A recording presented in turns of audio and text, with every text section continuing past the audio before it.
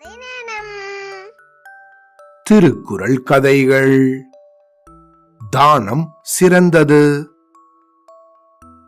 சுமார் ஒரு 700-800 வருஷங்களுக்கு முன்னாடி மைசூர திம்மராஜ உடையார் அப்படிங்கிற ஒரு மகாராஜா ஆட்சி பண்ணிக்கிட்டு வந்தாரு. அந்த சமயத்துல இந்த மன்னனும் நீதியும் நேர்மையும் கொண்டவராக இருந்தாரு. அன்பும் அருளும் தன் மனதுல ரொம்ப நிறைஞ்சவராகவும் இருந்தாரு. ஒரு சமயம் இந்த மகாராஜாவோ பக்கத்துல இருந்த சாமுண்டி பெட்டா அப்படின்னு சொல்லக்கூடிய சாமுண்டீஸ்வரி அம்மன் இருக்கக்கூடிய அந்த மலைக்கு வேட்டையாடுறதுக்காக போனாரு. அப்படி இந்த மகாராஜா அந்த காட்டுக்கு வேட்டையாட போகும்போது வழியில வயதான விறகு வெட்டி ஒருத்தர் தன்னோட தலையில சுமக்க முடியாம விறகுகளை சுமந்தபடி நடந்துகிட்டு இருந்தாரு. இந்த மன்னனும் அந்த விறகு வெட்டிய பார்த்ததும், ஆஹா, தள்ளாத இந்த வயசுல இவர் ஏன் இப்படி கஷ்டப்படுறாரு அப்படின்னு ரொம்ப வருத்தப்பட்டாரு. தன் மனசுல இப்படி வருத்தப்பட்டது மட்டும் இல்லாம தான் போய்கிட்டு இருந்த அந்த குதிரையில இருந்து இறங்கி இந்த வயதானவர்கிட்ட பேசினாரு. ஐயா, நீங்க ஏன் இந்த வயசான காலத்துல இவ்வளவு கஷ்டப்படுறீங்க? உங்களுக்கு பசங்க இல்லையா? இந்த வயசுலயும் இப்படி பாடுபடுறீங்களே அப்படின்னு கேட்டாரு. அதுக்கு சோமேஸ்வரா அப்படிங்கிற இந்த வயதான விறகு வெட்டியும் மன்னரை பார்த்து, மன்னா, எனக்கு பசங்க 2 பேர் இருக்காங்க. ஆனா அவங்க இப்போ என் கூட இல்ல. அவங்க அவங்களுக்கு ஒரு தனி வேலையை தேடிக்கிட்டு பக்கத்து ஊர்ல வேலை செய்யறாங்க. அதனால நானும் என் மனைவியும் மட்டும்தான் இப்ப வீட்டுல இருக்கோம் அப்படின்னு சொன்னார் இவரு.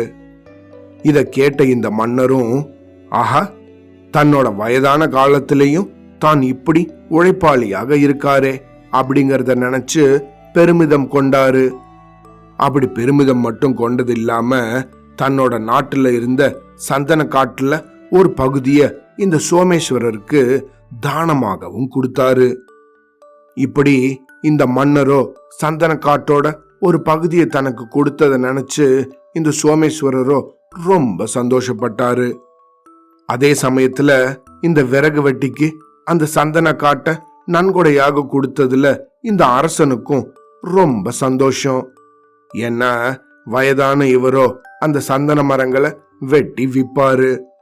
ஒவ்வொரு மரமும் பெரிய பணத்துக்கு விலை போகும். அதை வச்சு வீடு, நிலம் அப்படின்னு வசதியாக எல்லா சுகத்தோடையும் இவர் இருப்பாரு அப்படின்னு நினைச்சு இந்த மன்னரோ ரொம்ப சந்தோஷப்பட்டாரு.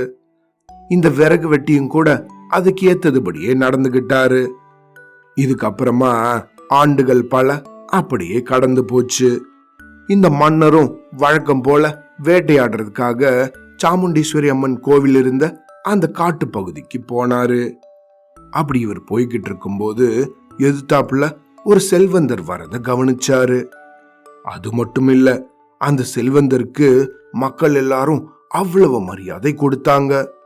மன்னருக்கு கொடுக்கிற மரியாதை போலவே அவருக்கும் அத்தனை மரியாதைகள் செய்யப்பட்டுச்சு.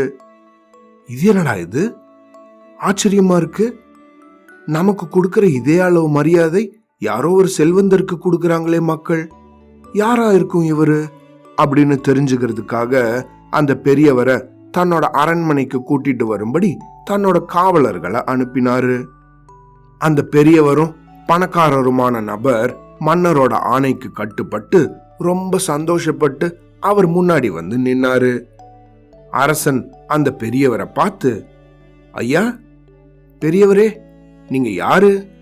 உங்களுக்கு இந்த நாட்டு மக்கள் எல்லாம் இவ்வளவு மரியாதை கொடுக்கறாங்களே, அதுக்கு என்ன காரணம் அப்படின்னு கேட்டாரு. உடனே இந்த பெரியவரோ மன்னரை பார்த்து, மன்னா, என்ன தெரியலையா உங்களுக்கு? நான் தான் சோமேஸ்வரா. பல வருஷத்துக்கு முன்னாடி உங்ககிட்ட அறிமுகமான விறகு வெட்டி நான் தான். ஏழ்மையில நான் வாடுறத பார்த்து எனக்கு சந்தன காட்டை நீங்க தானமாக கொடுத்தீங்களே. நானு அந்த மரங்களை எல்லாம் வெட்டி நல்ல விலைக்கு வித்து பெரும் பணக்காரனாக ஆன அப்படின்னு சொன்னாரு. அதை கேட்ட இந்த மன்னருக்கோ ரொம்ப சந்தோஷம். அப்புறம் அந்த சோமேஸ்வரரை பார்த்து, சரி ஐயா, நீங்க பணக்காரங்க ஆனீங்க சரி, ஆனா மக்கள் உங்களை இவ்வளவு மதிக்கிறதுக்கு என்ன காரணம் அப்படின்னும் கேட்டாரு. அதுக்கு அந்த பெரியவர் சொன்னாரு, மன்னா, எனக்கு கிடைச்ச பெரும் பணத்துல நான் பல ஏழை எளியவர்கள் பயன்பெறும்படி பள்ளிக்கூடம், மருத்துவமனைகள் கட்டியிருக்கேன். சிலர் சொந்த தொழில் தொடங்கிறதுக்கு பணமும் கொடுத்து உதவி இருக்கேன். அதனாலதான் மக்கள் என் மேல பேரன்பு செலுத்துறாங்க அப்படின்னு சொன்னாரு. இந்த மன்னரோ தான் செஞ்ச தானம் எப்படியெல்லாம் நல்ல பயன்களை விளைவிச்சிருக்கு அப்படிங்கறத நினைச்சு தன் மனசுலயே ரொம்ப மகிழ்ச்சி அடைஞ்சாரு. அது மட்டும் இல்லாம இந்த பெரியவரை இன்னும் பாராட்டி நிறைய பரிசுகளையும் கொடுத்தாரு. இதுக்குதான் திருக்குறள்ல திருவள்ளுவர் தானம் தவம் இரண்டும் தங்காவியன் உலகம் வானம் வழங்காதெனின் அப்படின்னு சொல்லியிருக்காரு.